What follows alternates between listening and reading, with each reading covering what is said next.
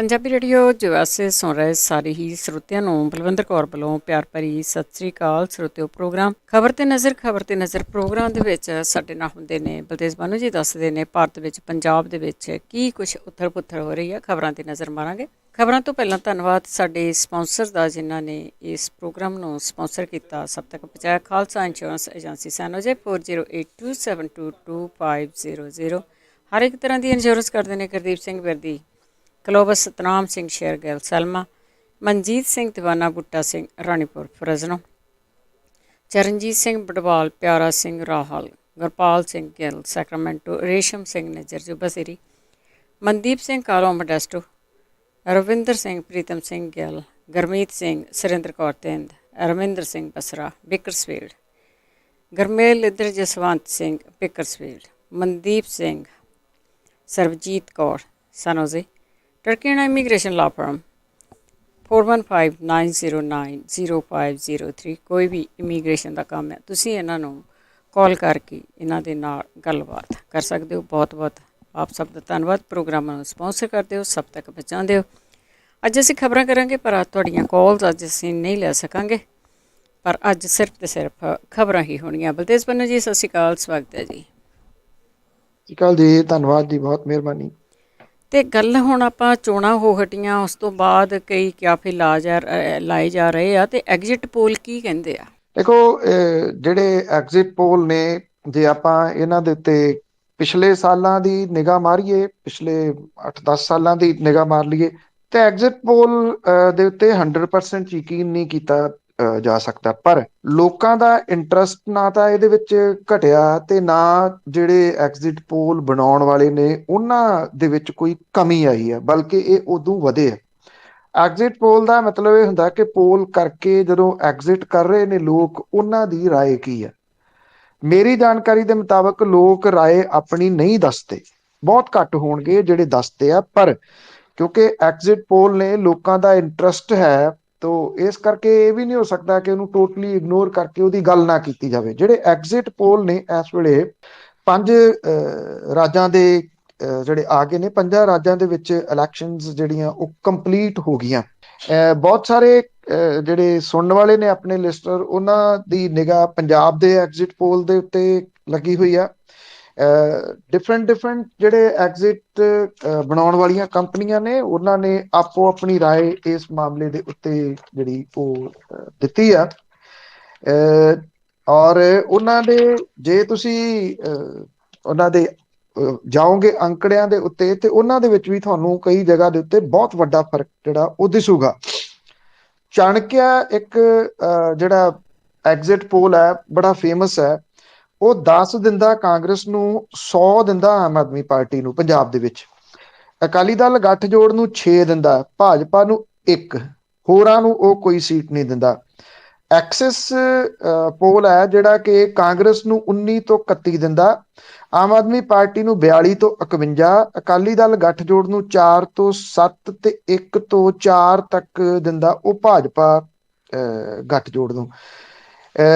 ਜੇ ਇਹਦੇ ਵਿੱਚ ਥੋੜਾ ਜਿਹਾ ਜਿਹੜੇ ਮੈਂ ਨਾਲ ਦੀ ਨਾਲ ਕੈਲਕੂਲੇਟ ਵੀ ਕਰਦਾ ਚੱਲਾ, ਜੇ ਤੁਸੀਂ ਐਕਸਿਸ ਪੋਲ ਨੂੰ ਜਿਹੜਾ ਦੀ ਉਹ ਕੱਟ ਕਰ, ਜਿਹੜੇ ਚਾਣਕਿਆਂ ਨੂੰ ਦੇਖਦੇ ਹੋ 100 ਤੇ 10 110, 110 ਤੇ 6 116 ਤੇ 1 ਭਾਜਪਾ 117। ਐਕਸਿਸ ਪੋਲ ਜਿਹੜਾ 19 ਤੋਂ 31, 42 ਤੋਂ 51। ਜੇ ਤੁਸੀਂ 51 ਤੇ 31 ਨੂੰ ਜਿਹੜਾ ਦੀ ਉਹ ਜੋੜ ਲਓ, ਇਹ 81 ਹੋ ਗਈਆਂ ਜੀ। 81 ਤੇ 4 ਅਗਲੀਆਂ ਜੋੜ ਲਓ, 85 ਤੇ 4 ਭਾਜਪਾ ਨੂੰ ਉਹ ਦਿੰਦਾ, 85 ਤੇ 4 99 ਹੋ ਗਈ। 99 ਤੇ 117 ਚ ਫਰਕ ਹੈ ਥੋੜਾ ਜਿਹਾ। ਇਸ ਜਿਹੜੀ ਥਿਊਰੀ ਨੂੰ ਸਮਝਣਾ ਜੀ। ਸੀ ਵੋਟਰ ਆ ਜਿਹੜਾ ਕਹਿੰਦਾ 22 ਤੋਂ 28 ਕਾਂਗਰਸ, 59 ਤੋਂ 67 ਆਮ ਆਦਮੀ ਪਾਰਟੀ, 5 ਤੋਂ 13 ਅਕਾਲੀ ਦਲ ਗੱਠਜੋੜ ਬਸਪਾ ਗੱਠਜੋੜ, 7 ਤੋਂ 13 ਉਹ ਭਾਜਪਾ ਨੂੰ ਦੇ ਰਿਹਾ। ਹੁਣ ਜੇ ਤੁਸੀਂ ਚਾਣਕਿਆਂ ਨੂੰ ਕਰਦੇ ਹੋ ਪਹਿਲੇ ਨੰਬਰ ਦੇ ਉੱਤੇ, ਜਿਹੜਾ ਚਾਣਕੇ ਕਿਉਂਕਿ ਪਪੂਲੈਰਿਟੀ ਦੇ ਹਿਸਾਬ ਦੇ ਨਾਲ ਉਹ 1 ਦਿੰਦਾ, ਇਹ 13 ਤੱਕ ਚਲੇ ਜਾਂਦਾ ਭਾਜਪਾ ਨੂੰ। ਏਡਾ ਵੱਡਾ ਫਰਕ ਨਹੀਂ ਹੋਣਾ ਜੀ। CSDS ਹੈ ਇੱਕ ਚੋਣ ਸਰਵੇ, ਉਹ 46 ਤੋਂ 56 ਦਿੰਦਾ ਕਾਂਗਰਸ ਨੂੰ, 36 ਤੋਂ 46 ਆਪ ਨੂੰ, 19 ਤੋਂ 27 ਜਿਹੜਾ ਉਹ ਦਿੰਦਾ ਅਕਾਲੀ ਦਲ ਗੱਠਜੋੜ ਨੂੰ, ਤੇ ਕੋਈ ਸੀਟ ਉਹ ਭਾਜਪਾ ਨੂੰ ਨਹੀਂ ਦੇ ਰਿਹਾ CSDS। ਜੇ ਚਾਣਕਿਆ 10 ਦਿੰਦਾ ਕਾਂਗਰਸ ਨੂੰ, ਤੇ ਇਹ 46 ਤੋਂ 56 ਦਿੰਦਾ। ਇਹਦੇ 'ਚ ਤੁਸੀਂ ਨਿਊਜ਼ ਐਕਸ ਹੈ ਜਿਹੜਾ 24 ਤੋਂ 29 ਦਿੰਦਾ ਕਾਂਗਰਸ ਨੂੰ, 56 ਤੋਂ 61 ਦਿੰਦਾ ਆਮ ਆਦਮੀ ਪਾਰਟੀ ਨੂੰ, 24 ਤੋਂ 29 ਦਿੰਦਾ ਅਕਾਲੀ ਦਲ ਨੂੰ, ਤੇ 1 ਤੋਂ 6 ਦਿੰਦਾ ਭਾਜਪਾ ਨੂੰ। ਇਹ ਸ਼ਾਇਦ ਘਰੇ ਬਹਿ ਕੇ ਬਣਾਇਆ ਹੋਇਆ ਜਿਹੜਾ ਦੀ ਐਗਜ਼ਿਟ ਪੋਲ ਆ।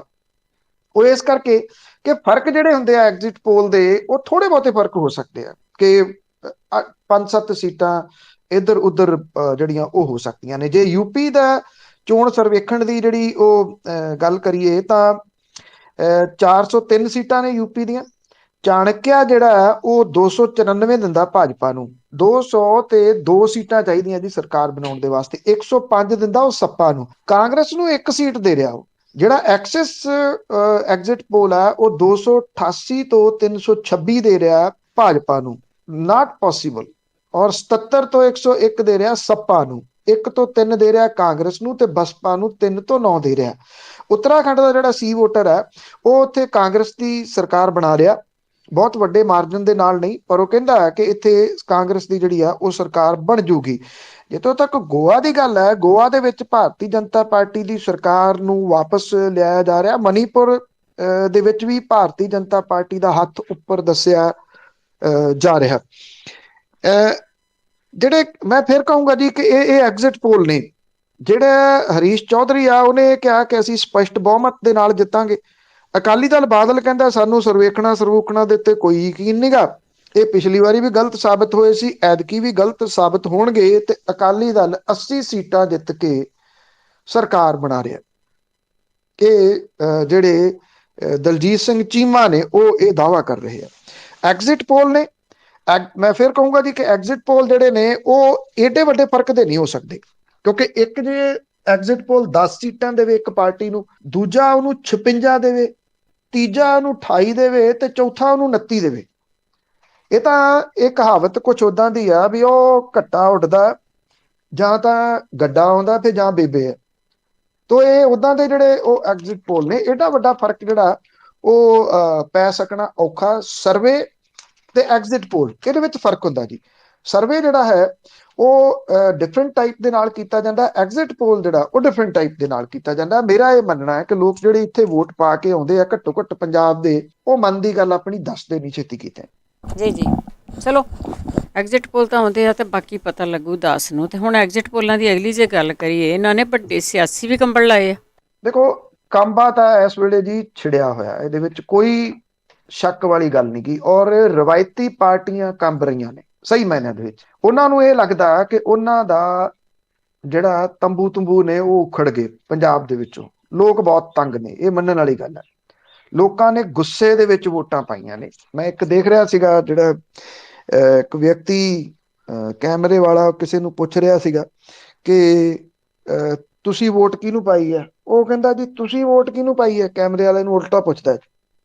ਉਹ ਕਹਿੰਦਾ ਜੀ ਮੈਂ ਤਾਂ ਨੋਟਾਂ ਨੂੰ ਪਾਈ ਹੈ। ਜਿਹੜਾ ਕੈਮਰੇ ਵਾਲਾ ਉਹ ਕਹਿੰਦਾ ਫਿਰ ਮੈਂ ਵੀ ਨੋਟਾਂ ਨੂੰ ਪਾਈ ਹੈ, ਤੂੰ ਕੀ ਲੈਣਾ ਮੈਂ ਕਿਹਨੂੰ ਵੋਟ ਪਾਈ ਹੈ। ਲੋਕ ਇੰਨੇ ਗੁੱਸੇ 'ਚ ਨੇ। ਇੱਕ ਜਿਹੜਾ ਕੈਮਰੇ ਵਾਲਾ ਉਹਨੂੰ ਪੁੱਛਦਾ, ਕਹਿੰਦਾ ਵੀ ਕਿਹਨੂੰ ਵੋਟ ਪਾਈ ਆ, ਉਹ ਕਹਿੰਦਾ ਮੈਂ ਝਾੜੂ ਨੂੰ ਵੋਟ ਪਾਈ ਹੈ। ਕਹਿੰਦਾ ਲੋਕੀ ਤਾਂ ਇਹ ਕਹਿੰਦੇ ਆ ਕਿ ਉਹ ਦਿੱਲੀ ਤੋਂ ਆਏ ਹੋਏ ਨੇ, ਇਸ ਕਰਕੇ ਉਹ ਕਾਮਯਾਬ ਨਹੀਂ ਹੋਣਗੇ। ਉਹ ਕਹਿੰਦਾ ਚਾਹੇ ਪਾਕਿਸਤਾਨ ਤੋਂ ਆਏ ਹੋਣ, ਅਸੀਂ ਇੱਕ ਵਾਰੀ ਉਹਨਾਂ ਨੂੰ ਪਰਖਾਂਗੇ। ਜਿਹੜਾ ਇੱਕ ਲਫ਼ਜ਼ ਹੈ ਪੰਜਾਬ ਦੇ ਵਿੱਚ ਉਹ ਵਾਹਵਾ ਫੇਮਸ ਹੋਇਆ, ਉਹ ਹੈ ਬਦਲਾਅ। ਕਈਆਂ ਲੋਕਾਂ ਦੇ ਨਾਲ ਗੱਲ ਕੀਤੀ, ਉਹ ਕਹਿੰਦੇ ਬਦਲਾਅ ਨੂੰ ਵੋਟ ਪਾਈ ਆ। ਹੁਣ ਬਦਲਾਅ ਜਿਹੜਾ ਉਹ ਕੁਝ ਕਹੀ ਜਾਂਦੇ ਆ ਸਿਮਰਨਜੀਤ ਸਿੰਘ ਮਾਨ ਹੋਰਾਂ ਦੇ ਹੱਕ ਦੇ ਵਿੱਚ ਬਦਲਾਅ ਹੈ, ਇੱਕ ਉਹਨਾਂ ਦੀ ਸੀਟ ਦੇ ਉੱਤੇ। ਕੁਝ ਕਹਿੰਦੇ ਆ ਕਿ ਇਹ ਅਕਾਲੀ ਦਲ ਕਹਿੰਦਾ ਹੈ ਕਿ ਬਸਪਾ ਤੇ ਅਕਾਲੀ ਦਲ ਦੇ ਹੱਕ ਦੇ ਵਿੱਚ ਬਦਲਾਅ ਹੈ। ਬਹੁਤ ਸਾਰੇ ਲੋਕ ਨੇ ਜਿਨ੍ਹਾਂ ਨੂੰ ਬਦਲਾਅ ਲਫ਼ਜ਼ ਨਹੀਂ ਕਹਿਣਾ ਆਉਂਦਾ, ਉਹ ਵੀ ਕਹਿੰਦੇ ਆ ਜੀ ਐਤਕੀ ਬਲਦਾਰ ਨੂੰ ਵੋਟ ਪਾਈ। ਮਤਲਬ ਕਿ ਬਦਲਾਅ ਲਫ਼ਜ਼ ਇੰਨਾ ਫੇਮਸ ਹੈ ਪੰਜਾਬ ਦੇ ਵਿੱਚ ਇਸ ਵੇਲੇ। ਜੇ ਮੋਸਟ ਫੇਮਸ ਵਰਡ ਦੇਖਣਾ ਹੋਵੇ ਤੇ ਉਹ ਬਦਲਾਅ ਹੈ। ਹੁਣ ਇਸ ਬਦਲਾਅ ਨੇ ਸਿਆਸੀ ਆਗੂ ਜਿਹੜੇ ਨੇ ਉਹ ਕੰਬਣ ਲਾਤੇ ਨੇ, ਵੱਡੇ ਵੱਡੇ ਸਿਆਸੀ ਆਗੂ ਇਸ ਵੇਲੇ ਕੰਬਣ ਲਾਤੇ ਨੇ। 10 ਤਰੀਕ ਨੂੰ ਚੋਣਾਂ ਦੇ ਨਤੀਜੇ ਕਿੱਧਰ ਆਉਂਦੇ ਨੇ ਇਹ ਉਸ ਦਿਨ ਪਤਾ ਜਿਹੜਾ ਉਹ ਲੱਗੂਗਾ। ਜਿਹੜੇ ਐਗਜ਼ਿਟ ਪੋਲ ਨੇ ਉਹਦੇ ਨਾਲ ਇਹ ਡਰਨ ਲੱਗਿਆ ਵੀ ਇਹ ਕੀ ਬਣ ਗਿਆ।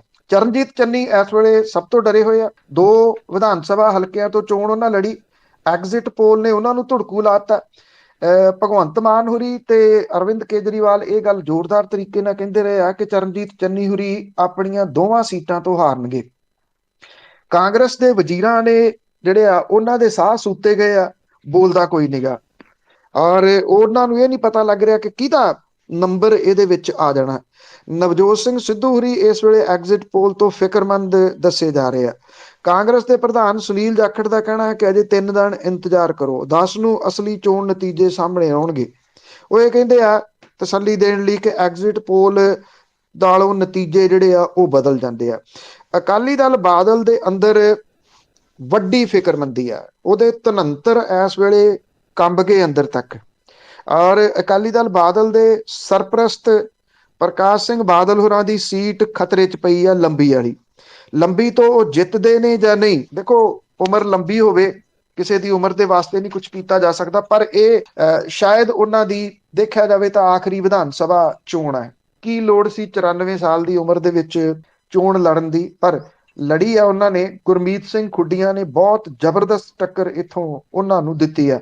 ਮਨਪ੍ਰੀਤ ਬਾਦਲ ਦੀ ਸਥਿਤੀ ਔਖੀ ਜਾਪਦੀ ਹੈ। ਬਠਿੰਡਾ ਸ਼ਹਿਰੀ ਤੋਂ ਉਹਦਾ ਵਿਰੋਧ ਬਹੁਤ ਵੱਡੇ ਪੱਧਰ ਦੇ ਉੱਤੇ ਇਸ ਵਾਰੀ ਹੋਇਆ। ਪੈਸਾ ਬਹੁਤ ਸੁੱਟਿਆ ਗਿਆ ਇਹਨਾਂ ਸੀਟਾਂ ਦੇ ਉੱਤੇ, ਪੈਸਾ ਕੰਮ ਨਹੀਂ ਕਰ ਰਿਹਾ ਲੱਗਦਾ। ਬਹੁਤ ਸਾਰੀਆਂ ਰਿਕਾਰਡਿੰਗ ਸਾਹਮਣੇ ਆ ਰਹੀਆਂ ਨੇ, ਲੋਕੀ ਕਹਿੰਦੇ ਲੈ ਲਿਓ ਪੈਸੇ ਵਾਪਸ ਹੋਏ ਤਾਂ। ਕੁਝ ਥਾਵਾਂ ਦੇ ਉੱਤੇ ਕੁੱਟ ਕਟਾਪੇ ਵੀ ਜਿਹੜੇ ਆ ਉਹ ਹੋਏ ਆ। ਅਕਾਲੀ ਦਲ ਬਾਦਲ ਜਿਹੜਾ ਉਹਦਾ ਹਾਲਾਤ ਤਾਂ ਜਿਹੜੇ ਉਹ ਇਸ ਵੇਲੇ ਡਾਵਾਂਡੋਲ ਨੇ, ਕਿਉਂਕਿ ਇਹ ਅਕਾਲੀ ਦਲ ਬਾਦਲ ਦੀਆਂ ਜਿੰਨੀਆਂ ਕੁ ਸੀਟਾਂ ਦੱਸੀਆਂ ਜਾ ਰਹੀਆਂ ਨੇ ਸਰਵੇ ਦੇ ਵਿੱਚ, ਐਗਜ਼ਿਟ ਪੋਲ ਦੇ ਵਿੱਚ, ਉਹ ਤਾਂ ਮੰਦੇ ਹਾਲੀ ਪਹੁੰਚ ਜਾਣਾ। ਉਹਨੇ ਫੇਰ ਵਿਰੋਧੀ ਧਿਰ ਨਹੀਂ ਬਣ ਸਕਣਾ। ਜੇ ਅਜਿਹਾ ਹੁੰਦਾ ਤਾਂ ਅਕਾਲੀ ਦਲ ਬਾਦਲ ਦੇ ਵਿੱਚ ਵੱਡਾ ਖਲਾਰਾ ਪਊਗਾ, ਜਿਹੜਾ ਕਿ ਉਹਦੇ ਵਾਸਤੇ ਸਾਂਭਣਾ ਔਖਾ ਹੋ ਜਾਊਗਾ। ਬਾਦਲ ਪਰਿਵਾਰ ਜਿਹਨੇ ਪ੍ਰਕਾਸ਼ ਸਿੰਘ ਬਾਦਲ ਹੋਰਾਂ ਨੇ ਖਾਸ ਤੌਰ ਦੇ ਉੱਤੇ ਸੁਖਬੀਰ ਸਿੰਘ ਬਾਦਲ ਨੂੰ ਮੁੱਖ ਮੰਤਰੀ ਬਣਾਉਣ ਲਈ ਸਾਰੇ ਸਿਆਸੀ ਆਗੂ ਖੂੰਜੇ ਲਾਤੇ। ਉਹ ਜਿਹੜੇ ਖੂੰਜੇ ਲਾਏ ਹੋਏ ਲੋਕ ਨੇ ਉਹ ਹੁਣ ਬੋਲਣਗੇ। ਔਰ ਉਹ ਇਲੈਕਸ਼ਨਾਂ ਦੇ ਨਤੀਜਿਆਂ ਤੋਂ ਬਾਅਦ ਕੀ ਬਣੂਗਾ ਅਕਾਲੀ ਦਲ ਬਾਦਲ ਦਾ ਵੱਡੇ ਸਵਾਲ ਨੇ। ਵਿਕਰਮ ਮਜੀਠੀਆ, ਸੁਖਬੀਰ ਸਿੰਘ ਬਾਦਲ, ਕੈਪਟਨ ਅਮਰਿੰਦਰ ਸਿੰਘ, ਰਜਿੰਦਰ ਕੌਰ ਭੱਠਲ, ਸਿਮਰਨਜੀਤ ਸਿੰਘ ਮਾਨ, ਬਲਵੀਰ ਸਿੰਘ ਰਾਜੇਵਾਲ, ਸੁਖਜਿੰਦਰ ਸਿੰਘ ਰੰਧਾਵਾ, ਤ੍ਰਿਪਤ ਰਜਿੰਦਰ ਸਿੰਘ ਬਾਜਵਾ, ਸਾਰਿਆਂ ਨੂੰ ਧੁੜਕੂ ਲੱਗਿਆ ਹੋਇਆ ਕਿ ਸਾਡਾ ਬਣੂਗਾ ਕੀ।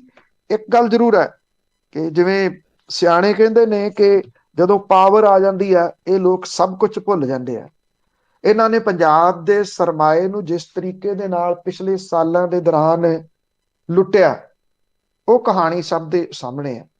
ਇਹ ਲੁੱਟ ਤੋਂ ਕੀ ਪੰਜਾਬ ਬਚੂਗਾ, ਇਹ ਇੱਕ ਅਗਲਾ ਜਿਹੜਾ ਉਹ ਸਵਾਲ ਹੈ। ਪਰ ਅੱਜ ਤੱਕ ਇਹ ਸਿਆਸੀ ਲੋਕ you scratch my back and I do yours, ਇੱਕ ਦੂਜੇ ਦੀ ਪਿੱਠ ਖੁਰਕਦੇ ਰਹੇ ਆ। ਇਹ ਪਿੱਠਾਂ ਖੁਰਕਣ ਵਾਲਾ 75-25 ਵਾਲਾ ਜਿਹੜਾ ਮਾਮਲਾ ਸੀਗਾ ਉਹ ਅਸਲ ਦੇ ਵਿੱਚ ਨੰਗਾ ਹੋ ਗਿਆ ਲੋਕਾਂ ਦੇ ਸਾਹਮਣੇ। ਉਹ ਨੰਗਾ ਹੋਣ ਦੇ ਕਰਕੇ ਲੋਕ ਇਹ ਕਹਿਣ ਲੱਗ ਗਏ ਕਿ ਐਤਕੀ ਅਸੀਂ ਫਿਰ ਬਦਲਾਓ ਵਾਲੇ ਪਾਸੇ ਜਾਵਾਂਗੇ, ਜਾਂ ਉਹ ਇਹ ਕਹਿਣ ਲੱਗ ਗਏ ਕਿ ਬਲਦਾਓ ਵਾਲੇ ਪਾਸੇ ਜਿਹੜਾ ਉਹ ਜਾਵਾਂਗੇ। ਇਹ ਬਲਦਾਓ ਆਮ ਲੋਕਾਂ ਦੀ ਭਾਸ਼ਾ ਦੇ ਵਿੱਚ ਕਿਹੋ ਜਿਹਾ ਹੁੰਦਾ ਇਹ ਦਿਨ ਦੱਸਣਗੇ। ਪਰ ਜਿਹੜੇ ਲੋਕ ਫਿਕਰਮੰਦੀਆਂ ਦੇ ਵਿੱਚ ਜੰਮ ਕੇ, ਫਿਕਰਮੰਦੀਆਂ 'ਚ ਵੱਡੇ ਹੋ ਕੇ, ਫਿਕਰਮੰਦੀਆਂ 'ਚ ਬੁਢਾਪੇ ਵੱਲ ਨੂੰ ਤੁਰ ਪਏ, ਉਹਨਾਂ ਨੂੰ ਸਵਾਦ ਤਾਂ ਕਿਤੇ ਨਾ ਕਿਤੇ ਆ ਰਿਹਾ ਹੋਊਗਾ ਕਿ ਪਹਿਲੀ ਵਾਰੀ ਆ ਕਿ ਇਸ ਬਲਦਾਓ ਦੀ ਵਜ੍ਹਾ ਕਰਕੇ ਸਿਆਸੀ ਨੇਤਾਵਾਂ 'ਚ ਧੁੜਕੂ ਲੱਗਿਆ ਹੋਇਆ। ਬਿਲਕੁਲ ਜੀ, ਬਦਲਾਅ ਚਾਹੀਦਾ ਵੀ ਤੇ ਲੋਕ ਚਾਹੁੰਦੇ ਵੀ ਆ। ਤੇ ਅੱਗੇ ਧੁੜਕੂ ਅਗਲਾ ਆ ਕੈਪਟਨ ਤੇ ਅਮਿਤ ਦੀ ਸ਼ਾਹ ਦੀ ਜਿਹੜੀ ਮੀਟਿੰਗ ਹੋਈ ਆ, ਉਹਨੇ ਕਈਆਂ ਸਵਾਲਾਂ ਨੂੰ ਜਨਮ ਦਿੱਤਾ ਹੈ। ਦੇਖੋ, ਜੇ ਪੰਜਾਬ ਦੇ ਆਪਾਂ ਇਸ਼ੂਜ਼ ਦੀ ਗੱਲ ਕਰੀਏ ਤੇ ਪੰਜਾਬ ਦੇ 2-3 ਇਸ਼ੂਜ਼ ਅਹਿਮ ਨੇ ਜਿਹੜੇ ਵੋਟਾਂ ਤੋਂ ਬਾਅਦ ਉੱਭਰੇ ਆ, ਕਿਉਂਕਿ ਕੇਂਦਰ ਦੀ ਸਰਕਾਰ ਪੰਜਾਬ ਨੂੰ ਬਲਦੀ ਦੇ ਬੂਥੇ 'ਚ ਪਾਉਣਾ ਚਾਹੁੰਦੀ ਹੈ ਕਿਸੇ ਨਾ ਕਿਸੇ ਤਰੀਕੇ ਨਾਲ, ਕਿ ਇਹਦੇ ਉੱਤੇ ਕਬਜ਼ਾ ਹੁਣ ਕਿਵੇਂ ਕੀਤਾ ਜਾਵੇ। ਜੇ ਇਲੈਕਸ਼ਨਾਂ ਨਾਲ ਨਾ ਹੋਇਆ ਤੇ ਜਿਹੜੀਆਂ ਪਾਵਰਾਂ ਕਿਵੇਂ ਘਟਾਈਆਂ ਜਾਣ। ਚੰਗਾ ਹੁੰਦਾ ਜੇ ਚਰਨਜੀਤ ਚੰਨੀ ਹੁਰੀ ਮਿਲੇ ਤਾਂ ਉਹ ਉੱਥੇ ਇਹ ਮੁੱਦੇ ਉਠਾਉਂਦੇ। ਚੰਗਾ ਹੁੰਦਾ ਜੇ ਕੈਪਟਨ ਅਮਰਿੰਦਰ ਸਿੰਘ ਉੱਥੇ ਗਏ ਅਮਿਤ ਸ਼ਾਹ ਹੋਰਾਂ ਦੇ ਕੋਲੇ ਤੇ ਇਹ ਮੁੱਦਾ ਉਠਾਉਂਦੇ ਕਿ ਚੰਡੀਗੜ੍ਹ ਦੇ ਉੱਤੇ 60-40 ਵਾਲੀ ਰੇਸ਼ੋ ਦਾ ਕੀ ਬਣਿਆ। ਤੁਸੀਂ 60-40 ਵਾਲੀ ਰੇਸ਼ੋ ਜਿਹੜੀ ਉਹ ਖਤਮ ਕਰਕੇ ਉੱਥੋਂ ਜਿਹੜੀ ਲੋਕਾਂ ਦੀ ਨੁਮਾਇੰਦਗੀ ਪੰਜਾਬੀਆਂ ਦੀ ਖਤਮ ਕਿਉਂ ਕਰ ਦਿੱਤੀ। ਭਾਖੜਾ ਬਿਆਸ ਮੈਨੇਜਮੈਂਟ ਬੋਰਡ ਦੇ ਉੱਤੇ ਜਿਹੜਾ ਹਕੂਕ ਪੰਜਾਬ ਦਾ ਖਤਮ ਕਿਉਂ ਕਰ ਦਿੱਤਾ। ਉੱਥੇ ਤੁਸੀਂ ਪੰਜਾਬ ਪੁਲਿਸ ਲਾ ਕੇ ਪੈਰਾਮਿਲਟਰੀ ਫੋਰਸਿਸ ਕਿਉਂ ਲਾ ਦਿੱਤੀਆਂ। ਇਹ ਇਸ ਚੀਜ਼ ਦੇ ਬਾਰੇ ਦੇ ਵਿੱਚ ਕੈਪਟਨ ਅਮਰਿੰਦਰ ਸਿੰਘ ਹੁਰੀ ਨਹੀਂ ਮਿਲੇ, ਇੰਨਾ ਪਤਾ ਲੱਗ ਰਿਹਾ। ਜੇ ਮਿਲੇ ਹੁੰਦੇ ਤੇ ਕਹਾਣੀ ਸ਼ਾਇਦ ਇੱਥੋਂ ਤੱਕ ਜਾਂਦੀ ਹੋਈ ਨਾ ਕਦੇ ਪੰਜਾਬ ਦੀ। ਅਮਿਤ ਸ਼ਾਹ ਦੇ ਨਾਲ ਮੀਟਿੰਗ ਕਿਸ ਚੀਜ਼ ਦੇ ਵਾਸਤੇ ਹੋਈ ਆ, ਕੇਂਦਰੀ ਗ੍ਰਹਿ ਮੰਤਰੀ ਦੇ ਨਾਲ। ਕੈਪਟਨ ਅਮਰਿੰਦਰ ਸਿੰਘ ਹੁਰੀ ਕਹਿੰਦੇ ਆ ਕਿ ਅਜੇ ਮੈਂ ਚੋਣਾਂ ਦੇ ਬਾਰੇ 'ਚ ਕੋਈ ਗੱਲਬਾਤ ਨਹੀਂ ਕਰੂੰਗਾ। ਉਹ ਇਹ ਕਹਿੰਦੇ ਆ ਕਿ ਇਹ ਅਚਨਚੇਤੀ ਜਿਹੜੀ ਮੀਟਿੰਗ ਹੋਈ ਆ ਇਹ ਮੈਂ ਨਤੀਜਿਆਂ ਤੋਂ ਬਾਅਦ ਗੱਲ ਕਰੂੰਗਾ। ਸ਼ਾਇਦ ਕਿਤੇ ਨਾ ਕਿਤੇ ਭਾਰਤੀ ਜਨਤਾ ਪਾਰਟੀ ਨੂੰ ਇਹ ਲੱਗਦਾ ਕਿ ਲਟਕਵੀਂ ਅਸੈਂਬਲੀ ਆ ਸਕਦੀ ਹੈ, ਲਟਕਵੀਂ ਵਿਧਾਨ ਸਭਾ ਆ ਸਕਦੀ ਹੈ। ਜੇ ਲਟਕਵੀਂ ਆਉਂਦੀ ਆ ਤੇ ਸਿਆਸੀ ਗਣਿਤ ਕਿਵੇਂ ਬਿਠਾਏ ਜਾਣਗੇ, ਇਹਦੇ ਵਾਸਤੇ ਕੈਪਟਨ ਅਮਰਿੰਦਰ ਸਿੰਘ ਹੋਰਾਂ ਨੇ ਅਮਿਤ ਸ਼ਾਹ ਦੇ ਨਾਲ ਮੁਲਾਕਾਤ ਕੀਤੀ ਹੈ। ਉਹਨਾਂ ਨੇ ਕਿਹਾ ਕਿ ਮੈਂ ਕੇਂਦਰੀ ਗ੍ਰਹਿ ਮੰਤਰੀ ਦੇ ਨਾਲ ਮੁਲਾਕਾਤ ਕੀਤੀ ਆ, ਪੰਜਾਬ ਦੇ ਹਿੱਤਾਂ ਨੂੰ ਲੈ ਕੇ ਵਿਚਾਰ ਚਰਚਾ ਹੋਈ ਆ, ਚੋਣਾਂ ਨੂੰ ਲੈ ਕੇ ਕੋਈ ਗੱਲਬਾਤ ਨਹੀਂ ਹੋਈ। ਜੇ ਪੰਜਾਬ ਦੇ ਹਿੱਤਾਂ ਦੀ ਗੱਲਬਾਤ ਹੋਈ ਆ ਤਾਂ ਨਾਲ ਦੀ ਨਾਲ ਇਹ ਵੀ ਕਹਿੰਦੇ ਆ ਕਿ ਭਾਖੜਾ ਬਿਆਸ ਮੈਨੇਜਮੈਂਟ ਬਾਰੇ ਅਮਿਤ ਸ਼ਾਹ ਦੇ ਨਾਲ ਹੋਈ ਮੀਟਿੰਗ ਦੇ ਵਿੱਚ ਇਸ ਮੁੱਦੇ ਨੂੰ ਨਹੀਂ ਛੋਇਆ। ਇਹ ਉਹ ਆਪ ਮੰਨਦੇ ਆ, ਜੇ ਨਹੀਂ ਛੋਇਆ ਤੇ ਫਿਰ ਕਾਹਦੇ ਬਾਰੇ ਗੱਲਬਾਤ ਜਿਹੜੀ ਆ ਉਹ ਹੋਈ ਹੈ। ਕਹਾਣੀ ਫਿਰ ਉਹੀ ਜਿਹੜੀ ਉੱਥੇ ਖੜੀ ਆ ਕਿ ਪੰਜਾਬ ਦੇ ਬਾਰੇ ਦੇ ਵਿੱਚ ਜਿਹੜਾ ਇਹ ਲੋਕ ਕਦੀ ਵੀ ਨਹੀਂ ਮਿਲਦੇ ਰਹੇ। ਜਦੋਂ ਮਿਲਦੇ ਰਹੇ ਆ ਨਿੱਜ ਦੇ ਵਾਸਤੇ ਮਿਲਦੇ ਰਹੇ ਆ, ਨਿੱਜੀ ਤੌਰ ਦੇ ਉੱਤੇ ਕੀ ਕਰਨਾ। ਹਾਂ, ਇਹ ਜ਼ਰੂਰ ਕਹਿਤਾ ਗੱਠਜੋੜ ਦੇ ਪੰਜਾਬ ਦੇ ਵਿੱਚ ਕਿਸੇ ਸੰਭਾਵੀ ਗੱਠਜੋੜ ਦੇ ਬਾਰੇ ਦੇ ਵਿੱਚ ਕੈਪਟਨ ਅਮਰਿੰਦਰ ਸਿੰਘ ਨੇ ਕਹਿਤਾ ਕਿ ਮੈਂ ਕੋਈ ਪੰਡਤ ਨਹੀਂ, ਮੈਂ ਕੋਈ ਅਜਿਹਾ ਵਿਅਕਤੀ ਨਹੀਂ ਜਿਹੜੀ ਕੋਈ ਭਵਿੱਖਬਾਣੀ ਕਰ ਸਕਾਂ। ਮੇਰੀ ਪਾਰਟੀ ਨੇ ਚੰਗਾ ਪ੍ਰਦਰਸ਼ਨ ਕੀਤਾ, ਭਾਜਪਾ ਨੇ ਵੀ ਚੰਗਾ ਪ੍ਰਦਰਸ਼ਨ ਕੀਤਾ, ਵੇਖਦੇ ਆ ਕੀ ਹੁੰਦਾ। ਇਹ ਥੋੜਾ ਜਿਹਾ ਇਸ ਪਾਸੇ ਵੱਲ ਨੂੰ ਤਾਂ ਇਸ਼ਾਰਾ ਕਰਦਾ ਕਿ ਕੋਈ ਗੱਲਬਾਤ ਹੈ ਨਹੀਂ ਪੰਜਾਬ 'ਚ। ਬਹੁਤ ਸਾਰੇ ਲੋਕ ਕਹਿੰਦੇ ਆ ਕਿ ਬੜੇ ਸਾਰੇ ਲੋਕ ਭੰਨ ਲਏ ਜਾਣਗੇ। ਸਵਾਲ ਇੱਥੇ ਸਭ ਤੋਂ ਵੱਡਾ ਇਹ ਆ, 59 ਸੀਟਾਂ ਚਾਹੀਦੀਆਂ ਨੇ, ਕੋਈ ਪਾਰਟੀ 50 ਲੈ ਜਾਂਦੀ ਆ, 9 ਦਾ ਜੁਗਾੜ 10 ਦਾ ਜੁਗਾੜ ਉਹ ਕਰਦੀ ਹੈ। ਜਿਹੜੀ ਪਾਰਟੀ 5-7 ਸੀਟਾਂ ਲਿਜਾਣ ਦੀ ਸਥਿਤੀ ਤੇ ਖੜੀ ਆ, ਉਹ 50 ਦਾ ਜੁਗਾੜ ਕਿਵੇਂ ਕਰ ਲੂਗੀ ਜਾਂ 55 ਦਾ ਜੁਗਾੜ ਕਿਵੇਂ ਕਰ ਲੂਗੀ? ਇਹ ਸਭ ਤੋਂ ਵੱਡਾ ਸਵਾਲ ਹੈ। ਪੰਜਾਬ ਦੇ ਦਿਨ ਜਿਹੜੇ ਨੇ ਉਹ ਕਿਸ ਤਰ੍ਹਾਂ ਦੇ ਹੋਣਗੇ ਵੋਟਾਂ ਤੋਂ ਬਾਅਦ ਵੀ, ਨਤੀਜਿਆਂ ਤੋਂ ਬਾਅਦ ਵੀ, ਜੇ ਬਦਲਾਅ ਆਉਂਦਾ, ਨਵੀਂ ਸਰਕਾਰ ਆਉਂਦੀ ਆ, ਉਹਦੇ ਤੋਂ ਬਾਅਦ ਵੀ ਉਹ ਕਿਹੋ ਜਿਹੇ ਦਿਨ ਹੋਣਗੇ, ਇਹ ਬਹੁਤ ਅਹਿਮ ਨੇ। ਪੰਜਾਬ ਸੇ ਉਹਨੀਆਂ ਮੁਸ਼ਕਲਾਂ ਕਦੇ ਵੀ ਜਿਹੜੀਆਂ ਉਹ ਘਟੀਆਂ ਨਹੀਂ, ਤੇ ਮੁਸ਼ਕਲਾਂ ਏਡੀ ਛੇਤੀ ਘਟਣੀਆਂ ਨਹੀਂ ਗਈਆਂ, ਕਿਉਂਕਿ ਪੰਜਾਬ ਸੇ ਉਹ ਨਿਸ਼ਾਨੇ ਤੇ ਆ, ਹਮੇਸ਼ਾ ਰਿਹਾ, ਅੱਜ ਵੀ ਹੈ ਕਿ ਕਿਸੇ ਤਰੀਕੇ ਦੇ ਨਾਲ ਪੰਜਾਬ ਦੀ ਦੌਲਤ, ਪੰਜਾਬ ਦਾ ਲੋਕਾਂ ਦਾ ਸਰਮਾਇਆ, ਉਹ ਰੇਤਾ ਦੇ ਰੂਪ ਦੇ ਵਿੱਚ, ਬਾਕੀ ਚੀਜ਼ਾਂ ਦੇ ਰੂਪ ਦੇ ਵਿੱਚ ਲੁੱਟਣ ਵਾਲੇ ਜਿਹੜੇ ਜੀ ਉਹ ਕਸਰ ਨਹੀਂ ਛੱਡਣਗੇ, ਤੇ ਅੱਗੋਂ ਪੰਜਾਬ ਦੇ ਹੱਕ ਜਿਹੜੇ ਨੇ ਉਹ ਵੀ ਘਟਾਏ ਜਾਣਗੇ ਕਿਸੇ ਨਾ ਕਿਸੇ ਹੋਰ ਰੂਪ। ਜਿੱਥੇ ਅਮਰਿੰਦਰ ਸਿੰਘ ਮਿਲਦਾ ਕੁਛ ਨਾ ਕੁਛ ਤਾਂ ਇਦਾਂ ਦਾ ਹੀ ਹੋਊਗਾ। ਅੱਗੇ ਰਾਜ ਸਭਾ ਦੀਆਂ ਸੀਟਾਂ ਤੇ ਵੀ ਪੰਜਾਬ ਦੀ ਅਹਿਮ ਨਿਗਾਹ। ਦੇਖੋ, ਇਹ ਬੜਾ ਅਹਿਮ ਹੋਊਗਾ ਜੀ। ਪੰਜਾਬ ਦੇ ਵਿੱਚ 5 ਸੀਟਾਂ ਪੰਜਾਬ ਦੀਆਂ, ਰਾਜ ਸਭਾ ਦੀਆਂ 13 ਸੀਟਾਂ ਦੀ ਚੋਣ ਹੋ ਰਹੀ ਹੈ 31 ਮਾਰਚ ਨੂੰ। ਜਿਹੜੇ ਪੰਜਾਬ ਦੇ ਵਿੱਚੋਂ ਅਹਿਮ ਨੇ ਕੁਝ, ਉਹਨਾਂ ਦਾ ਇਹ ਰਾਜ ਸਭਾ ਦਾ ਟਰਮ ਜਿਹੜੀ ਆ ਉਹ ਖਤਮ ਹੋਣ ਜਾ ਰਹੀ ਹੈ ਜੀ। ਇਹਦੇ ਵਿੱਚ ਨਰੇਸ਼ ਗੁਜਰਾਲ ਨੇ ਅਕਾਲੀ ਦਲ ਤੋਂ, ਉਹਨਾਂ ਦਾ ਅੱਗੋਂ ਮੈਨੂੰ ਨਹੀਂ ਲੱਗਦਾ ਕਿ ਕੋਈ 1% ਵੀ ਚਾਂਸ ਹੈਗਾ ਦੁਬਾਰਾ ਜਿਹੜਾ ਬਣਦਾ। ਪ੍ਰਤਾਪ ਸਿੰਘ ਬਾਜਵਾ ਨੇ ਵਿਧਾਨ ਸਭਾ ਦੀ ਚੋਣ ਲੜ ਰਹੇ ਆ, ਉਹਨਾਂ ਦਾ ਵੀ ਕੋਈ ਕਿਉਂਕਿ ਵਿਧਾਨ ਸਭਾ ਦੇ ਵਿੱਚ ਚਲੇ ਗਏ ਤੇ ਇਸ ਕਰਕੇ ਉਹਨਾਂ ਨੇ ਆਪ ਹੀ ਕਿਹਾ ਸੀ ਕਿ ਮੈਂ ਹੁਣ ਉੱਪਰ ਨਹੀਂ ਜਾਣਾ। ਉਹਨਾਂ ਨੂੰ ਕਿਤੇ ਨਾ ਕਿਤੇ ਜਮਾ ਘਟਾਓ ਦੀਂਦਾ ਨਹੀਂ ਗਾ। ਸੁਖਦੇਵ ਸਿੰਘ ਢੀਂਡਸਾ ਇੱਕ ਹੋਰ ਨਾਮ ਹੈ। ਸੁਖਦੇਵ ਸਿੰਘ ਢੀਂਡਸਾ ਉਹਨਾਂ ਨੂੰ ਭਾਰਤੀ ਜਨਤਾ ਪਾਰਟੀ ਨਾਲ ਗੱਠ ਜੋੜਾ ਕਿਸੇ ਹੋਰ ਸੂਬੇ ਤੋਂ ਲੈ ਆਉਣ ਤੇ ਵੱਖਰੀ ਗੱਲ ਆ, ਪੰਜਾਬ ਦੇ ਵਿੱਚੋਂ ਕੋਈ ਗੱਲਬਾਤ ਉਹਨਾਂ ਦੀ ਬਣਨੀ ਨਹੀਂ। ਅੰਬਿਕਾ ਸੋਨੀ ਚੁੱਪ ਕਰਕੇ ਰਾਜ ਸਭਾ ਦੀ ਸੀਟ ਮੱਲਦੇ ਰਹੇ ਆ ਪੰਜਾਬ ਚੋਂ। ਗਾਂ ਜਿਹੜਾ ਜੀ, ਮੈਨੂੰ ਨਹੀਂ ਲੱਗਦਾ ਕਿ ਅੰਬਿਕਾ ਸੋਨੀ ਹੁਰੀ ਜਿਹੜੇ ਆ ਉਹਨਾਂ ਦੀ ਗੱਲ ਕਿਸੇ ਪਾਸੇ ਤੋਂ ਬਣ ਸਕਦੀ ਹੈ, ਜਾਂ ਇੰਨੀਆਂ ਸੀਟਾਂ ਕਾਂਗਰਸ ਨੂੰ ਆ ਜਾਣਗੀਆਂ ਕਿ ਉਹ 1-2 ਨੂੰ ਰਾਜ ਸਭਾ ਦੀਆਂ ਸੀਟਾਂ ਦੇ ਸਕੂਗੀ। ਜਿਹੜੀ ਨਵੀਂ ਬਣੂਗੀ ਵਿਧਾਨ ਸਭਾ, ਉਹ ਨਵੇਂ ਮੈਂਬਰਾਂ ਨੂੰ ਚੁਣੂਗੀ। ਇਹਦੇ ਉੱਤੇ ਬੜਾ ਇਹ ਨਿਰਭਰ ਆ। 5 ਸੀਟਾਂ ਨੇ ਜੀ ਰਾਜ ਸਭਾ ਦੀਆਂ। ਆਮ ਆਦਮੀ ਪਾਰਟੀ ਦਾ ਖਾਤਾ ਖੁੱਲੂਗਾ, ਇਸ ਗੱਲ ਦੀ ਗਾਰੰਟੀ ਹੈ। ਰਾਜ ਸਭਾ ਦੇ ਵਾਸਤੇ ਕਿੰਨੀਆਂ ਸੀਟਾਂ ਦੇ ਉੱਤੇ ਉਹ ਇਹ ਨਿਰਭਰ ਕਰੂਗਾ ਜੀ, ਵਿਧਾਨ ਸਭਾ ਦੀਆਂ ਸੀਟਾਂ ਕਿੰਨੀਆਂ ਆਉਂਦੀਆਂ ਨੇ। ਲਟਕਵੀਂ ਵਾਲੀ ਆਉਂਦੀ ਤਾਂ ਨਹੀਂ, ਲਟਕਵੀਂ ਆਈ ਤੇ ਇਹ ਕੰਮ ਲਟਕ ਸਕਦਾ, ਫਿਰ ਕਹਾਣੀ ਹੋਰ ਹੋਊਗੀ। ਵੈਸੇ ਇਸ ਤਰ੍ਹਾਂ ਕੁਝ ਹੋਣ ਨਹੀਂ ਲੱਗਿਆ। ਇਹ ਜਿਹੜੀਆਂ ਰਾਜ ਸਭਾ ਦੀਆਂ ਸੀਟਾਂ ਨੇ, ਇਹਦੇ ਨਾਲ ਇੱਕ ਤਾਂ ਪੰਜਾਬ ਦੀ ਨੁਮਾਇੰਦਗੀ ਰਾਜ ਸਭਾ ਦੇ ਵਿੱਚ ਫਰੈਸ਼ ਹੋਊਗੀ। ਉਹ ਕਿਹੜੇ ਹੁੰਦੇ ਆ ਜਿਹੜੇ ਪੰਜਾਬ ਦੇ ਮੁੱਦਿਆਂ ਦੀ ਗੱਲ ਕਰਨਗੇ, ਕਿਉਂਕਿ ਰਾਜ ਸਭਾ ਦੇ ਵਿੱਚ ਹੁਣ ਤੱਕ ਜਿਹੜੇ ਲੋਕ ਜਾਂਦੇ ਰਹੇ ਆ, ਨਰੇਸ਼ ਕੁਮਾਰ ਗੁਜਰਾਲ ਹੋਰੀ ਕਿੰਨਾ ਕੁ ਪੰਜਾਬ ਦੇ ਵਾਸਤੇ ਬੋਲਦੇ ਕਿਸੇ ਨੇ ਸੁਣਿਆ? ਅੰਬਿਕਾ ਸੋਨੀ ਹੋਰਾਂ ਨੂੰ ਕਿੰਨਾ ਕੁ ਪੰਜਾਬ ਦੇ ਵਾਸਤੇ ਬੋਲਦਾ ਸੁਣਿਆ? ਸੁਖਦੇਵ ਸਿੰਘ ਢੀਂਡਸਾ ਹੋਰੀ ਰਾਜ ਸਭਾ ਦੇ ਮੈਂਬਰ ਦੇ ਤੌਰ ਦੇ ਉੱਤੇ ਪੰਜਾਬ ਲਈ ਕੀ ਲੈ ਕੇ ਆਏ ਨੇ? ਹਾਂ, ਸਪੀਚ ਦੇ ਤੌਰ ਦੇ ਉੱਤੇ ਪ੍ਰਤਾਪ ਸਿੰਘ ਬਾਜਵਾ ਹੋਰਾਂ ਨੂੰ ਆਪਾਂ ਮਨਫੀ ਨਹੀਂ ਕਰ ਸਕਦੇ। ਉਹ ਪੰਜਾਬ ਦੇ ਮੁੱਦੇ ਉਠਾਉਂਦੇ ਘੱਟੋ ਘੱਟ ਰਹੇ ਨੇ। ਕਿੰਨਾ ਅਸਰ ਹੋਇਆ ਉਹ ਆਪਣੀ ਜਗ੍ਹਾ ਦੇ ਉੱਤੇ ਹੈ, ਸਪੀਕਰ ਤਾਂ ਉਹ ਹੈਗੇ ਨੇ। ਇਸ ਕਰਕੇ ਉਹਨਾਂ ਨੂੰ ਆਪਾਂ ਇਹ ਨਹੀਂ ਕਹਿ ਸਕਦੇ ਕਿ ਉਹ ਚੁੱਪ ਰਹੇ। ਅੱਗੋਂ ਕਿਹੜੇ ਜਾਂਦੇ ਨੇ ਬੜਾ ਅਹਿਮ ਹੋਊਗਾ। April 30 ਤੱਕ ਬਹੁਤ ਸਾਰੀਆਂ ਰਾਜ ਸਭਾ ਦੀਆਂ ਸੀਟਾਂ ਖਾਲੀ ਹੋ ਰਹੀਆਂ ਨੇ ਪੂਰੇ ਮੁਲਕ ਭਰ ਦੇ ਵਿੱਚੋਂ। ਇਹ ਸੀਟਾਂ ਨੇ ਜਿਹੜੀ ਭਾਰਤ ਦੀ ਸਿਆਸੀ ਸਥਿਤੀ ਆ ਉਹ ਬਦਲਣੀ ਹੈ। ਉਹ ਇਸ ਕਰਕੇ ਬਦਲਣੀ ਆ ਕਿ ਰਾਜ ਸਭਾ ਦੇ ਵਿੱਚ ਭਾਰਤੀ ਜਨਤਾ ਪਾਰਟੀ ਦੇ ਕੋਲੇ ਬਹੁਮਤ ਹੈ। ਇਹ ਬਹੁਮਤ ਟੁੱਟਣ ਦੇ ਆਸਾਰ ਪੂਰੇ ਬਣ ਗਏ। ਫਿਰ ਜਿਹੜਾ ਕੋਈ ਵੀ ਬਿੱਲ ਆਊਗਾ ਉਹ ਰਾਜ ਸਭਾ ਦੇ ਵਿੱਚੋਂ ਇਉਂ ਪਾਸ ਨਹੀਂ ਹੋ ਜਾਇਆ ਕਰੂਗਾ ਕਿ ਹਾਂ ਵਾਲੇ ਹਾਂ ਬੋਲੇ, ਨਾ ਵਾਲੇ ਨਾ ਬੋਲੇ।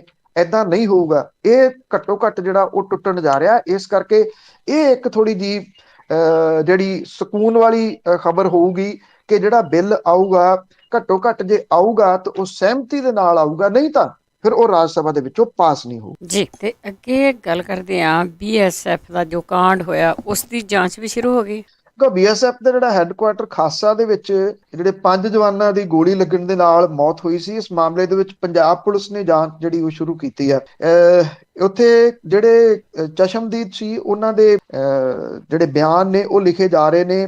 BSF ਦੇ ਹੈੱਡਕੁਆਟਰ ਖਾਸਾ ਦੇ ਵਿੱਚ ਡਿਊਟੀ ਲਾਉਣ ਦੇ ਮਾਮਲੇ ਤੋਂ ਖਫਾ ਇੱਕ BSF ਦੇ ਜਵਾਨ ਨੇ ਜਿਹੜਾ ਕਾਂਸਟੇਬਲ ਸਤੱਪਾ ਕਿਲਰਾਗੀ ਸੀਗਾ, ਉਹਨੇ ਆਪਣੇ ਨਿਹੱਥੇ ਸਾਥੀਆਂ ਤੇ ਅੰਨ੍ਹੇਵਾਹ ਗੋਲੀ ਚਲਾਤੀ, ਜਿਹਦੇ ਕਰਕੇ ਇੱਕ ਗੋਲੀ ਥੱਲੇ ਜ਼ਮੀਨ 'ਚ ਵੱਜੀ ਔਰ ਉਹ ਗੋਲੀ ਉਹਨੂੰ ਵਾਪਸ ਆ ਕੇ ਵੀ ਵੱਜੀ, ਭਾਵ ਕਿ ਗੋਲੀਆਂ ਚਲਾਉਣ ਵਾਲੇ ਦੀ ਵੀ ਮੌਤ ਹੋ ਗਈ। ਉਦੋਂ ਪਹਿਲਾਂ ਉਹਨੇ ਆਪਣੇ ਸਾਥੀਆਂ ਦਾ ਕਤਲ ਜਿਹੜਾ ਉਹ ਕਰਤਾ ਸੀ। ਉਹਦੇ ਸਣੇ 5 ਜਾਣਿਆਂ ਦੀ ਮੌਤ ਹੋਈ, ਮਤਲਬ ਕਿ 4 ਜਾਣਿਆਂ ਨੂੰ ਉਹਨੇ ਮਾਰ ਦਿੱਤਾ।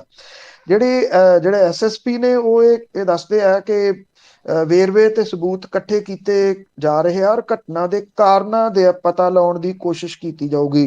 ਜਿਹੜਾ ਇੱਕ ਜ਼ਖਮੀ ਹੋਇਆ ਕਾਂਸਟੇਬਲ ਆ ਨਿਹਾਲ ਸਿੰਘ, ਫਿਲਹਾਲ ਉਹ ਜ਼ੇਰੇ ਇਲਾਜ ਹੈ।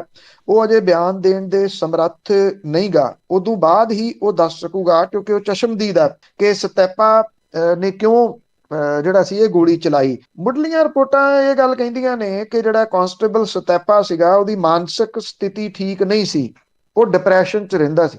ਜੇ ਇਹ ਕਿਹਾ ਜਾ ਰਿਹਾ ਉਹ ਡਿਪਰੈਸ਼ਨ 'ਚ ਰਹਿੰਦਾ ਸੀ ਤਾਂ ਮਾਨਸਿਕ ਸਥਿਤੀ ਖਰਾਬ ਹੋਣ ਵਾਲਾ, ਡਿਪਰੈਸ਼ਨ 'ਚ ਰਹਿਣ ਵਾਲਾ ਬੰਦਾ BSF ਵਰਗੀ ਫੋਰਸ ਦੇ ਵਿੱਚ ਅਹਿਮ ਜਗ੍ਹਾ ਦੇ ਉੱਤੇ ਕਿਉਂ ਲਾਇਆ ਹੈ? ਇਹ ਵੱਡਾ ਸਵਾਲ ਹੈ। ਪੁਲਿਸ ਦੇ ਵੱਲੋਂ 302 307 ਅਸਲਾ ਐਕਟ ਦੀ ਧਾਰਾ 27 ਦੇ ਹੇਠ ਜਿਹੜਾ ਉਹ ਕੇਸ ਦਰਜ ਕੀਤਾ ਗਿਆ ਔਰ ਉੱਥੇ ਜਿਹੜੇ ਮੌਜੂਦ ਆਫੀਸਰ ਤੇ ਜਵਾਨ ਸੀ ਉਹਨਾਂ ਦੇ ਬਿਆਨ ਇਸ ਮਾਮਲੇ ਦੇ ਉੱਤੇ ਦਰਜ ਕੀਤੇ ਗਏ ਆ। BSF ਆਪਣੇ ਤੌਰ ਦੇ ਉੱਤੇ ਇਸ ਸਾਰੇ ਮਾਮਲੇ ਦੀ ਜਾਂਚ ਕਰ ਰਹੀ ਹੈ। ਇਹ ਕਿਹਾ ਜਾ ਰਿਹਾ ਕਿ ਅਸਲ ਦੇ ਵਿੱਚ ਜਿਹੜੇ ਬਹੁਤ ਮਾਨਸਿਕ ਤਣਾਅ ਦੇ ਵਿੱਚ ਜ਼ਰੂਰ ਇਹ ਰਹਿੰਦੇ ਨੇ, ਕਿਉਂਕਿ ਛੁੱਟੀ ਵਗੈਰਾ ਨਹੀਂ ਮਿਲਦੀ। ਛੁੱਟੀ ਨਾ ਮਿਲਣਾ ਇੱਕ ਮੇਨ ਵਜ੍ਹਾ ਇਹਦੇ ਵਿੱਚ ਕਿਹਾ ਜਾ ਰਿਹਾ। ਸ਼ਾਇਦ ਜੇ ਉਹਦੇ ਕਰਕੇ ਉਹਨੇ ਮਾਰੀਆਂ ਨੇ ਤੇ ਸਾਥੀਆਂ ਨੂੰ ਕਿਉਂ ਮਾਰੀਆਂ? ਜਿਹੜੇ ਛੁੱਟੀ ਨਹੀਂ ਸੀ ਦਿੰਦੇ ਉਹਨਾਂ ਦੇ ਉੱਤੇ ਹਮਲਾ ਉਹਨੇ ਕਿਉਂ ਨਹੀਂ ਕੀਤਾ? ਜਾਂ ਛੁੱਟੀ ਨਾ ਮਿਲਣ ਕਰਕੇ ਕਈ ਵਾਰੀ ਹੁੰਦਾ ਕਿ ਅਜਿਹੀਆਂ ਫੋਰਸਾਂ ਦੇ ਵਿੱਚ ਮਜ਼ਾਕ ਵਗੈਰਾ ਬਣ ਜਾਂਦੇ ਨੇ ਜਿਹਨੂੰ ਛੁੱਟੀ ਨਹੀਂ ਮਿਲਦੀ। ਕੀ ਉਹ ਮਜ਼ਾਕ ਆਪਣੇ ਦਿਮਾਗ ਦੇ ਵਿੱਚ ਰੱਖ ਕੇ ਬੈਠਾ ਸੀ? ਇਹ ਬੜਾ ਗੰਭੀਰ ਮਸਲਾ ਹੈ ਫੋਰਸਾਂ ਦੇ ਵਾਸਤੇ, ਖਾਸ ਤੌਰ ਦੇ ਉੱਤੇ ਵੀ। ਜੇ ਛੁੱਟੀ ਨਾ ਮਿਲਣ ਕਰਕੇ ਹਥਿਆਰ ਇਹਨਾਂ ਦੇ ਕੋਲੇ ਨੇ ਸਾਰੇ ਨੇ, ਮੀਨਸ ਕਿ ਉਹ ਕੋਈ ਵੀ ਘਟਨਾ ਨੂੰ, ਕਿਸੇ ਵੀ ਵੱਡੀ ਘਟਨਾ ਨੂੰ ਅੰਜਾਮ ਦੇ ਸਕਦਾ। ਹੁਣ ਅਸਲ ਕਹਾਣੀ ਤਾਂ ਜਿਹੜੀ ਹੈ ਜੀ ਉਹ ਦੱਸੂਗੀ ਰਿਪੋਰਟ, ਪਰ ਉਹ ਕਿੰਨੀ ਕੁ ਦੱਸੀ ਜਾਂਦੀ ਆ, ਹਾਂ ਇਹਦੇ ਵਿੱਚ ਇੱਕ ਬਹੁਤ ਵੱਡਾ ਸਵਾਲ ਹੈ ਕਿ ਉਹਦੀ ਮਾਨਸਿਕ ਸਥਿਤੀ ਕਹਿੰਦੇ ਠੀਕ ਨਹੀਂ ਸੀਗੀ। ਜੇ ਮਾਨਸਿਕ ਸਥਿਤੀ ਠੀਕ ਨਹੀਂ ਸੀ ਤਾਂ ਉਹ ਫੋਰਸ ਦੇ ਵਿੱਚ ਕਿਵੇਂ ਸੀ ਤੇ ਉੱਥੇ ਡਿਊਟੀ ਕਿਵੇਂ ਕਰ ਰਿਹਾ ਸੀ? ਜਦੋਂ ਉਹਨੇ ਗੋਲੀ ਚਲਾਈ ਤੇ ਇਹ ਗੋਲੀ ਚਲਾ ਕੇ ਇੰਨੇ ਜਾਣੇ ਮਾਰਤੇ, ਉਦੋਂ ਪਤਾ ਲੱਗਿਆ ਕਿ ਉਹਦੀ ਮਾਨਸਿਕ ਸਥਿਤੀ ਠੀਕ ਨਹੀਂ ਸੀ? ਜੇ ਪਹਿਲਾਂ ਪਤਾ ਸੀ ਤੇ ਉਹਦੇ ਕੋਲੇ ਹਥਿਆਰ ਕਿਉਂ ਸੀ? ਜੀ, ਇਹ ਤਾਂ ਬਹੁਤ ਵੱਡੇ ਸਵਾਲ ਹੈ ਜੀ। ਅੱਗੇ ਗੱਲ ਕਰਦੇ ਹਾਂ। ਸਤਿਆਪਾਲ ਮਲਿਕ ਨੇ ਕਿਹਾ ਕਿ ਦਿੱਲੀ ਦੀ ਸਰਕਾਰ ਬਦਲਣ ਲੋਕ। ਸਤਿਆਪਾਲ ਮਲਿਕ ਮੇਘਾਲਿਆ ਦਾ ਰਾਜਪਾਲ ਹੈ ਜੀ। ਸਤਿਆਪਾਲ ਮਲਿਕ ਦੀ ਇਸ ਪੱਖੋਂ ਪਿੱਠ ਥਾਪੜਨੀ ਜਿਹੜੀ ਉਹ ਬਣਦੀ ਹੈ ਕਿ ਉਹ ਬੰਦੇ ਨੇ ਲਗਾਤਾਰ ਕਿਸਾਨਾਂ ਦੇ ਹੱਕ ਦੇ ਵਿੱਚ ਆਵਾਜ਼ ਉਠਾਈ ਹੈ। ਜਦੋਂ ਕਿਸਾਨ ਮੋਰਚਾ ਚੱਲਦਾ ਸੀ, ਇੱਕੋ ਬੰਦਾ ਸੀ ਭਾਰਤੀ ਜਨਤਾ ਪਾਰਟੀ ਦੇ ਵਿੱਚੋਂ ਜਿਹੜਾ ਖੁੱਲ ਕੇ ਇਹ ਗੱਲ ਉਠਾਉਂਦਾ ਸੀ। ਜਿਹੜਾ ਰਾਜਪਾਲ ਦਾ ਅਹੁਦਾ ਹੁੰਦਾ ਜੀ, ਉਹਦੇ ਉੱਤੇ ਬੈਠਿਆ ਕੋਈ ਵੀ ਬੰਦਾ ਪੋਲੀਟੀਕਲ ਸਟੇਟਮੈਂਟ ਨਹੀਂ ਦਿੰਦਾ। ਬਲਕਿ ਜੇ ਤੁਸੀਂ ਪੱਛਮੀ ਬੰਗਾਲ ਦੇ ਸੂਬੇ ਦਾ ਦੇਖ ਲਓ, ਪੰਜਾਬ ਹਰਿਆਣਾ ਪੰਜਾਬ ਦਾ ਰਾਜਪਾਲ ਦੇਖ ਲਓ ਜੀ, ਇਹ ਭਾਰਤੀ ਜਨਤਾ ਪਾਰਟੀ ਨੇ, ਸਾਰੇ ਭਾਰਤੀ ਜਨਤਾ ਪਾਰਟੀ ਨੇ ਲਾਏ ਹੋਏ ਆ। ਇਹ ਕਿਵੇਂ ਇੱਕ ਪਾਰਟੀ ਦੇ ਵਾਸਤੇ ਕੰਮ ਕਰਦੇ ਆ, ਇਹ ਵੀ ਉਹ ਕਰ ਨਹੀਂ ਸਕਦੇ। ਮਤਲਬ ਕਿ ਉਸ ਅਹੁਦੇ ਦੇ ਉੱਤੇ, ਜਿਹੜਾ ਕਿ ਨਾਨ ਪੋਲੀਟੀਕਲ ਅਹੁਦਾ, ਉਹਦੇ ਉੱਤੇ ਬੈਠ ਕੇ ਇਹ ਕੰਮ ਕਰ ਨਹੀਂ ਸਕਦੇ, ਪਰ ਇਹ ਭੁਗਤਦੇ ਨੇ ਪਾਰਟੀ ਦੇ ਹੱਕ ਦੇ ਵਿੱਚ। ਪਰ ਸਤਿਆਪਾਲ ਮਲਿਕ ਵੱਖਰਾ ਇਸ ਮਾਮਲੇ ਦੇ ਉੱਤੇ, ਉਹ ਲਗਾਤਾਰ ਕਿਸਾਨਾਂ ਦਾ ਮਸਲਾ ਉਠਾਉਂਦਾ ਰਿਹਾ। ਹੁਣ ਉਹਨੇ ਸਲਾਹ ਦਿੱਤੀ ਆ ਮਿੱਤਰਾਂ ਨੂੰ ਕਿ ਉਹ ਭਾਜਪਾ ਦੀ ਆਲੋਚਨਾ, ਉਹ ਕਹਿੰਦੇ ਕਿ ਉਹਦੇ ਮਿੱਤਰਾਂ ਨੇ, ਸਤਿਆਪਾਲ ਮਲਿਕ ਕਹਿੰਦਾ ਕਿ ਇਹ ਸਲਾਹ ਦਿੱਤੀ ਆ ਕਿ ਉਹ ਭਾਜਪਾ ਦੀ ਆਲੋਚਨਾ ਨਾ ਕਰਨ, ਕਿਉਂਕਿ ਜੇ ਉਹ ਚੁੱਪ ਰਹਿਣਗੇ ਤੇ ਉਹਨਾਂ ਨੂੰ ਉਪ ਰਾਸ਼ਟਰਪਤੀ ਜਾਂ ਰਾਸ਼ਟਰਪਤੀ ਬਣਾਇਆ ਜਾ ਸਕਦਾ। ਸਤਿਆਪਾਲ ਮਲਿਕ ਕਹਿੰਦਾ ਕਿ ਮੈਂ ਉਹਨਾਂ ਨੂੰ ਇਹ ਕਿਹਾ ਕਿ ਮੈਂ ਇਹਨਾਂ ਅਹੁਦਿਆਂ ਦੀ ਪਰਵਾਹ ਨਹੀਂ ਕਰਦਾ। ਉਹ ਇਹ ਵੀ ਕਹਿੰਦਾ ਕਿ ਉਹਦੇ ਲਈ ਰਾਜਪਾਲ ਦਾ ਅਹੁਦਾ ਵੀ ਮਹੱਤਵਪੂਰਨ ਨਹੀਂ ਹੈ। ਕੰਡੇਲਾ ਦੇ ਵਿੱਚ ਖਾਪ ਤੇ ਮਾਜਰਾ ਖਾਪ ਦੇ ਵੱਲੋਂ ਕਰਵਾਏ ਇੱਕ ਕਿਸਾਨ ਸੰਮੇਲਨ ਦੇ ਵਿੱਚ ਸਤਿਆਪਾਲ ਮਲਿਕ ਨੇ ਕਿਸਾਨਾਂ ਨੂੰ ਸੱਦਾ ਦਿੱਤਾ ਕਿ ਉਹ ਸੱਤਾ ਬਦਲਣ ਦੇ ਵਾਸਤੇ ਇਕਜੁੱਟ ਹੋਣ ਤੇ ਦਿੱਲੀ ਦੇ ਵਿੱਚ ਇਸ ਤਰ੍ਹਾਂ ਦੀ ਸਰਕਾਰ ਬਣਾਉਣ ਜਿਹੜੀ ਕਿਸਾਨਾਂ ਦੇ ਹਿੱਤਾਂ ਦਾ ਖਿਆਲ ਰੱਖੇ ਤੇ ਉਹਨਾਂ ਨੂੰ ਕਿਸੇ ਕੋਲੋਂ ਕੁਝ ਮੰਗਣ ਦੀ ਲੋੜ ਨਾ ਪਏ। ਜਦੋਂ ਖੇਤੀ ਕਾਨੂੰਨਾਂ ਦੇ ਮਾਮਲੇ ਦੇ ਉੱਤੇ ਗੱਲ ਸੀਗੀ ਤੇ ਸਤਿਆਪਾਲ ਮਲਿਕ ਨੇ ਲਗਾਤਾਰ ਇਹਨਾਂ ਖੇਤੀ ਕਾਨੂੰਨਾਂ ਦੀ ਨਾ ਸਿਰਫ ਨਿਖੇਧੀ ਕੀਤੀ, ਬਲਕਿ ਤਿੱਖੀ ਨਿਖੇਧੀ ਜਿਹੜੀ ਉਹ ਕਰਦਾ ਰਿਹਾ। ਖੇਤੀ ਕਾਨੂੰਨਾਂ ਦਾ ਜ਼ਿਕਰ ਕਰਦਿਆਂ ਸਤਿਆਪਾਲ ਮਲਿਕ ਕਹਿੰਦਾ ਕਿ ਸਰਕਾਰ ਨੇ ਕਿਸਾਨਾਂ ਦੇ ਨਾਲ ਅੱਧਾ ਅਧੂਰਾ ਸਮਝੌਤਾ ਕਰਕੇ ਉਹਨਾਂ ਨੂੰ ਧਰਨੇ ਤੋਂ ਉਠਾਤਾ, ਮਸਲਾ ਉੱਥੇ ਦਾ ਉੱਥੇ ਹੀ ਖੜਾ। ਰਾਜਪਾਲ ਨੇ ਵੀ ਦੋਸ਼ ਲਾਇਆ ਕਿ ਪ੍ਰਧਾਨ ਮੰਤਰੀ ਦਾ ਇੱਕ ਦੋਸਤ ਪਾਣੀਪਤ ਦੇ ਵਿੱਚ 50 ਏਕੜ ਖੇਤਰ ਦੇ ਵਿੱਚ ਗੋਦਾਮ ਬਣਾ ਕੇ ਸਸਤੇ ਰੇਟ ਦੇ ਉੱਤੇ ਕਣਕ ਖਰੀਦਣ ਦਾ ਸੁਪਨਾ ਪਾਲ ਕੇ ਬੈਠਾ। ਸਤਿਆਪਾਲ ਮਲਿਕ ਇਹ ਵੀ ਕਹਿੰਦਾ ਹੈ ਕਿ ਪ੍ਰਧਾਨ ਮੰਤਰੀ ਦੇ ਨਿਵਾਸ ਕਿਸਾਨਾਂ ਦੇ ਧਰਨੇ ਤੋਂ ਸਿਰਫ 10 ਕਿਲੋਮੀਟਰ ਦੂਰ ਸੀ ਤੇ 1 ਸਾਲ ਚੱਲੇ ਅੰਦੋਲਨ ਦੇ ਦੌਰਾਨ ਵੱਡੀ ਗਿਣਤੀ ਦੇ ਵਿੱਚ ਕਿਸਾਨਾਂ ਦੀ ਜਾਨ ਗਈ, ਪਰ ਸਰਕਾਰ ਦੇ ਵੱਲੋਂ ਕੋਈ ਹਮਦਰਦੀ ਜ਼ਾਹਰ ਨਹੀਂ ਕੀਤੀ ਗਈ। ਸਤਿਆਪਾਲ ਮਲਿਕ ਨੇ ਇਹ ਵੀ ਕਿਹਾ ਕਿ ਉਹ ਕਦੇ ਆਪਣੇ ਅਸੂਲਾਂ ਦੇ ਨਾਲ ਸਮਝੌਤਾ ਨਹੀਂ ਕਰਦਾ ਤੇ ਅਹੁਦਿਆਂ ਦੀ ਪਰਵਾਹ ਕੀਤੇ ਬਿਨਾਂ ਕਿਸਾਨਾਂ ਦੀ ਆਵਾਜ਼ ਜਿਹੜੀ ਉਹ ਉਠਾਈ। ਜਦੋਂ ਹੁਣ ਉਹਦਾ ਰਾਜਪਾਲ ਦੇ ਵਜੋਂ ਕਾਰਜਕਾਲ ਖਤਮ ਹੋ ਰਿਹਾ ਤਾਂ ਉਹ ਪੂਰੇ ਮੁਲਕ ਦਾ ਦੌਰਾ ਕਰਕੇ ਕਿਸਾਨਾਂ ਨੂੰ ਇਕਜੁੱਟ ਕਰਨ ਦੀ ਗੱਲ ਜਿਹੜੀ ਦੀ ਉਹ ਕਰ ਰਿਹਾ। ਉਹ ਇਹ ਕਹਿੰਦਾ ਹੈ ਕਿ ਪਿਛਲੇ ਸਾਲ 26 ਜਨਵਰੀ ਨੂੰ ਕਥਿਤ ਅੰਦੋਲਨਕਾਰੀਆਂ ਵੱਲੋਂ ਦਿੱਲੀ ਦੇ ਇਤਿਹਾਸਕ ਲਾਲ ਕਿਲੇ ਦੇ ਉੱਤੇ ਜਿਹੜਾ ਸੀਗਾ ਜੋ ਕੁਝ ਕੀਤਾ ਗਿਆ ਉਹਨੂੰ ਸਹੀ ਠਹਿਰਾਉਂਦਿਆਂ ਮਲਿਕ ਨੇ ਇਹ ਕਿਹਾ ਕਿ ਇਹ ਫੈਸਲਾ ਗਲਤ ਨਹੀਂ ਸੀਗਾ। ਸਤਿਆਪਾਲ ਮਲਿਕ ਦੀਆਂ ਇਹ ਗਈਆਂ ਹੋਈਆਂ ਗੱਲਾਂ ਇਹ ਬੜੀਆਂ ਅਹਿਮ ਨੇ, ਕਿਉਂਕਿ ਤੁਸੀਂ ਇਹ ਦੇਖਣਾ ਕਿ ਜੇ ਨਤੀਜੇ ਜਿਹੜੇ ਆ ਜਿਸ ਕਿਸਮ ਦੇ ਸਮਝਿਆ ਜਾ ਰਿਹਾ ਉੱਤਰ ਪ੍ਰਦੇਸ਼ ਦੇ ਖਾਸ ਤੌਰ ਦੇ ਉੱਤੇ, ਜੇ ਨਤੀਜੇ ਉਹੋ ਜਿਹੇ ਆ ਗਏ ਤੇ ਭਾਰਤੀ ਜਨਤਾ ਪਾਰਟੀ ਦੇ ਅੰਦਰ ਕਈ ਸਤਿਆਪਾਲ ਮਲਿਕ ਜਿਹੜੇ ਆ ਜੀ ਉਹ ਸਾਹ ਲੈਣਾ ਸ਼ੁਰੂ ਕਰ ਦੇਣਗੇ। ਬਿਲਕੁਲ ਜੀ, ਗੱਲ ਸਹੀ ਆ। ਸਾਰੇ ਮੂੰਹ ਬੰਦ ਕਰਕੇ ਬੈਠੇ ਡਰਦੇ ਹੋਏ। ਅਖੀਰ ਦੇ ਵਿੱਚ ਚੋਣਾਂ ਖਤਮ ਤੇ ਲੋਕਾਂ ਨੂੰ ਮਹਿੰਗਾਈ ਦੀ ਫਿਕਰ ਹੋਣ ਲੱਗੀ ਆ। ਦੇਖੋ ਜਿਹੜੇ ਇੱਕ ਤਾਂ ਐਗਜ਼ਿਟ ਪੋਲ ਨੇ ਵੀ ਇੰਨੇ ਦਾ ਇੰਨੇ, ਦੂਜੇ ਜਿਹੜਾ ਇਹ ਚੱਲ ਰਿਹਾ ਕਿ ਪੈਟਰੋਲ ਤੇ ਡੀਜ਼ਲ ਕਿੱਧਰ ਨੂੰ ਜਿਹੜਾ ਉਹ ਜਾਊਗਾ। ਇਹ ਜੰਗ ਦੀ ਵਜ੍ਹਾ ਕਰਕੇ ਸਾਰੀ ਦੁਨੀਆ ਦੇ ਵਿੱਚ, ਤੁਹਾਡੇ ਵੀ ਉੱਥੇ ਹਰ ਜਗ੍ਹਾ ਦੇ ਉੱਤੇ ਪੈਟਰੋਲ ਡੀਜ਼ਲ ਮਹਿੰਗਾ ਹੋ ਗਿਆ। ਇੱਥੇ ਤਾਂ ਨਹੀਂ ਹੋਇਆ ਕਿ ਚੋਣਾਂ ਚੱਲ ਰਹੀਆਂ ਸੀਗੀਆਂ, ਹੁਣ ਚੋਣਾਂ ਨਿਬੜ ਗਈਆਂ। ਲੋਕਾਂ ਨੂੰ ਇਹ ਆ ਕਿ ਇਹ ਜਿਹੜਾ ਪੈਟਰੋਲ ਡੀਜ਼ਲ ਆ ਉਹ ਅੱਜ ਮਹਿੰਗਾ ਹੁੰਦਾ ਕਿ 10 ਤਰੀਕ ਦੇ ਚੋਣ ਨਤੀਜਿਆਂ ਤੋਂ ਬਾਅਦ ਮਹਿੰਗਾ ਹੁੰਦਾ। ਕਰੂਡ ਆਇਲ ਦੀਆਂ ਜਿਹੜੀਆਂ ਕੀਮਤਾਂ ਨੇ ਉਹਦੇ ਹਿਸਾਬ ਦੇ ਨਾਲ ਜਿਹੜਾ ਪੈਟਰੋਲ ਤੇ ਡੀਜ਼ਲ ਹੈ ਇਹ ਬਹੁਤ ਮਹਿੰਗਾ ਅਗਲੇ ਕੁਝ ਦਿਨਾਂ ਦੇ ਦੌਰਾਨ ਹੋ ਜਾਣਾ। ਜਿਹੜਾ ਬਾਕੀ ਸਮਾਨ ਹੈ ਉਹ ਤਾਂ ਮਹਿੰਗਾ ਹੋਣਾ ਸ਼ੁਰੂ ਹੋ ਗਿਆ। ਈਵਨ ਕੰਸਟਰਕਸ਼ਨ ਦੇ ਮੈਂ ਇੱਕ ਦਿਨ ਡਿਟੇਲ ਦਿੱਤੀ ਸੀਗੀ ਕਿ ਕੰਸਟਰਕਸ਼ਨ ਬਹੁਤ ਮਹਿੰਗੀ ਹੋ ਗਈ। ਆਮ ਬੰਦਾ ਘਰ ਨਹੀਂ ਬਣਾ ਸਕੂਗਾ ਇੱਥੇ, ਏਡੀ ਮਹਿੰਗੀ ਕੰਸਟਰਕਸ਼ਨ ਹੋ ਗਈ ਜਾਂ ਹੋਰ ਹੋ ਜਾਣੀ ਆ। ਢੋਆ ਢੁਆਈ ਦੇ ਉੱਤੇ ਸਿੱਧਾ ਅਸਰ ਡੀਜ਼ਲ ਦਾ ਪੈਣਾ। ਇੱਥੇ ਪੈਟਰੋਲ ਪੰਪਾਂ ਦੇ ਉੱਤੇ ਲਾਈਨਾਂ ਲੱਗੀਆਂ ਪਈਆਂ ਟਰਾਲੀਆਂ ਦੀਆਂ ਢੋਲ ਰੱਖ ਕੇ ਉਹਨਾਂ ਨੂੰ ਭਰਾਉਣ ਦੇ ਵਾਸਤੇ ਕਿ ਉਦੋਂ ਪਹਿਲਾਂ ਭਰਾ ਲਓ, ਕਿਉਂਕਿ ਕਣਕ ਦੀ ਕਟਾਈ ਦੇ ਵਾਸਤੇ ਡੀਜ਼ਲ ਦੀ ਲੋੜ ਪੈਂਦੀ ਆ। ਕਿਸਾਨਾਂ ਨੂੰ ਲੱਗਦਾ ਹੈ ਕਿ ਇਹ ਡੀਜ਼ਲ ਮਹਿੰਗਾ ਜਿਹੜਾ ਉਹਨਾਂ ਦੀ ਜੇਬ ਹੌਲੀ ਕਰੂਗਾ। ਆਮ ਬੰਦੇ ਦੀ ਜੇਬ ਹੌਲੀ ਜਿਹੜੀ ਉਹ ਹੋਊਗੀ, ਵੱਡੇ ਪੱਧਰ ਦੇ ਉੱਤੇ ਹੋਊਗੀ। ਜੇ ਤੁਸੀਂ ਕਿਤੇ ਪੈਟਰੋਲ ਪੰਪ ਤੇ ਦੇਖਿਆ ਹੋਵੇ ਤੇ ਇੱਥੇ 2 ਵੀਲਰ ਵਾਲੇ ਜਿਹੜੇ ਆ ਉਹ ਅੱਜ ਵੀ 100 ਰੁਪਏ ਦਾ 50 ਰੁਪਏ ਦਾ ਪੈਟਰੋਲ ਪਾਉਂਦੇ ਆ। ਉਹਨਾਂ ਨੇ ਵਿਚਾਰਿਆਂ ਨੇ ਕੀ ਜਿਹੜਾ ਇਹਨੂੰ ਸਟੋਰ ਕਰਕੇ ਰੱਖਣਾ। ਜੇ ਮੰਨ ਲਓ ਕਿਸੇ ਕੋਲੇ ਪੈਸੇ ਵੀ ਆ ਤੇ ਸਟੋਰ ਕਰਕੇ ਕਿੱਥੇ ਰੱਖ ਲੂਗਾ ਤੇ ਕਿੰਨਾ ਰੱਖ ਲੂਗਾ। ਇਹਦਾ ਅਸਰ ਆਮ ਬੰਦੇ ਦੇ ਉੱਤੇ ਪੈਣਾ ਹੀ ਪੈਣਾ। ਇੱਕ ਵਾਰੀ ਪੈਟਰੋਲ ਡੀਜ਼ਲ ਦੀਆਂ ਕੀਮਤਾਂ ਬਿਨਾਂ ਕਰੂਡ ਆਇਲ ਜਿਹੜਾ ਉਹ ਉੱਪਰ ਗਏ ਤੋਂ ਸਿਖਰ ਤੇ ਚਲੇ ਗਈਆਂ ਸੀ। ਹੁਣ ਤਾਂ ਉਦੋਂ $73 ਸੀਗਾ, ਉਦੋਂ ਤੋਂ ਲੈ ਕੇ ਹੁਣ ਤੱਕ ਜਿਹੜਾ ਕਰੂਡ ਆਇਲ ਦੀ ਕੀਮਤ ਆ ਉਹ ਤਾਂ 100 ਜਿਹੜੀ $118 ਜਿਹੜੀ ਉਹ ਚਲੇਗੀ ਹੋਈ ਹੈ, ਔਰ $139 ਤੱਕ ਪਹੁੰਚ ਗਈ ਹੋਈ ਹੈ 118 ਤੋਂ ਸ਼ੁਰੂ ਹੋ ਕੇ। ਮਤਲਬ ਕਿ ਉਹਦੇ ਹਿਸਾਬ ਦੇ ਨਾਲ ਤਾਂ ਹੁਣ ਤੱਕ ਇੱਥੇ ਪੈਟਰੋਲ ਡੀਜ਼ਲ ਦੀਆਂ ਕੀਮਤਾਂ ਬਹੁਤ ਚੜ ਜਾਣੀਆਂ ਚਾਹੀਦੀਆਂ। ਇੱਥੇ ਕਿਸੇ ਵੇਲੇ ਵੀ ਜਿਹੜਾ ਇਹ 12 ਰੁਪਏ ਤਾਂ ਇੱਕਦਮ ਵਧੂਗਾ, ਔਰ ਪੈਟਰੋਲ ਦੀ ਕੀਮਤ ਜਿਹੜੀ ਆ 25 ਰੁਪਏ ਤੱਕ ਵੱਧ ਜੂਗੀ, 125 ਨੂੰ ਕ੍ਰਾਸ ਕਰ ਜੂਗਾ ਅਗਲੇ ਕੁਝ ਦਿਨਾਂ ਦੇ ਵਿੱਚ। ਔਰ ਡੀਜ਼ਲ ਜਿਹੜਾ ਉਹ ਵੀ ਉਹਦੇ ਮਗਰ ਮਗਰ ਇਸੇ ਤਰੀਕੇ ਦੇ ਨਾਲ ਅੱਪ ਜਾਊਗਾ। ਲੋਕਾਂ ਨੂੰ ਫਿਕਰ ਜਿਹੜੀ ਆ, ਪਹਿਲਾਂ ਤਾਂ ਉਹ ਜਿਹੜੇ ਉਹ ਢੋਲ ਢਮੱਕੇ ਨਾਲ ਸ਼ਾਮਲ ਹੁੰਦੇ ਰਹੇ ਚੋਣਾਂ ਦੇ ਵਿੱਚ, ਹੁਣ ਐਗਜ਼ਿਟ ਪੋਲ ਦੇ ਉੱਤੇ ਵੀ ਜਿਹੜੀ ਉਹ ਹੋ ਰਹੀ ਹੈ, ਪਰ ਨਾਲ ਦੀ ਨਾਲ ਲੋਕਾਂ ਨੂੰ ਫਿਕਰਮੰਦੀ ਹੋ ਗਈ ਵੀ ਚੋਣਾਂ ਗਈਆਂ ਤੇ ਅਗਲੀਆਂ ਚੋਣਾਂ ਜਿਹੜੀਆਂ ਕੋਈ ਹੋਣਗੀਆਂ ਉਹ 24 ਦੇ ਵਿੱਚ ਮੇਨ ਤੌਰ ਦੇ ਉੱਤੇ ਹੋਣੀਆਂ ਨੇ।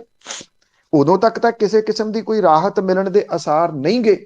ਕਰੋਨਾ ਦੇ ਭੰਨੇ ਲੋਕ ਜਿਹੜੇ ਮਹਿੰਗਾਈ ਦਾ ਸਾਹਮਣਾ ਕਰਨ ਦੇ ਵਾਸਤੇ ਤਿਆਰ ਰਹਿਣ। ਪੈਟਰੋਲ ਡੀਜ਼ਲ ਤੇ ਕੁਕਿੰਗ ਗੈਸ ਦੀਆਂ ਜਿਹੜੀਆਂ ਕੀਮਤਾਂ ਨੇ ਉਹ ਅਸਮਾਨ ਛੂਹਣਗੀਆਂ, ਔਰ ਇਹਦੇ ਵਿੱਚੋਂ ਆਮ ਬੰਦਾ ਜਿਹੜਾ ਉਹ ਮੰਨਫੀ ਹੋਊਗਾ। ਚੋਣ ਨਤੀਜੇ ਕੀ ਆਉਂਦੇ ਆ ਉਹਦੀ ਗੱਲ ਆਪਾਂ ਸਾਡੇ ਮੁਤਾਬਕ 10 ਤਰੀਕ ਨੂੰ ਕਰਾਂਗੇ, ਤੁਹਾਡੇ 9 ਤਰੀਕ ਰਾਤ ਨੂੰ। ਪਰ ਉਦੋਂ ਚੋਣ ਨਤੀਜਿਆਂ ਤੋਂ ਬਾਅਦ ਜਿਹੜਾ ਇੱਕ ਆਮ ਬੰਦਾ, ਉਹਦੀਆਂ ਮੁਸੀਬਤਾਂ ਵੱਡੇ ਪੱਧਰ ਦੇ ਉੱਤੇ ਸ਼ੁਰੂ ਹੋ ਗਈਆਂ ਹੋਣਗੀਆਂ। ਬਿਲਕੁਲ ਜੀ, ਮੁਸੀਬਤਾਂ ਤਾਂ ਬਹੁਤ ਜ਼ਿਆਦਾ ਹੋਣ ਵਾਲੀਆਂ, ਤੇ ਬਹੁਤ ਬਹੁਤ ਧੰਨਵਾਦ ਬਲਤੇਜ ਮੰਨੂ ਜੀ। ਮਿਹਰਬਾਨੀ ਜੀ, ਧੰਨਵਾਦ ਜੀ, ਸਤਿ ਸ਼੍ਰੀ ਅਕਾਲ। ਸਤਿ ਸ਼੍ਰੀ ਅਕਾਲ ਜੀ। ਤੇ ਸਰੋਤੇ ਸਨ ਬਲਤੇਜ ਮੰਨੂ ਸਾਡੇ ਨਾਲ ਜੁੜਦੇ ਨੇ, ਕਰਦੇ ਨੇ ਖਬਰਾਂ।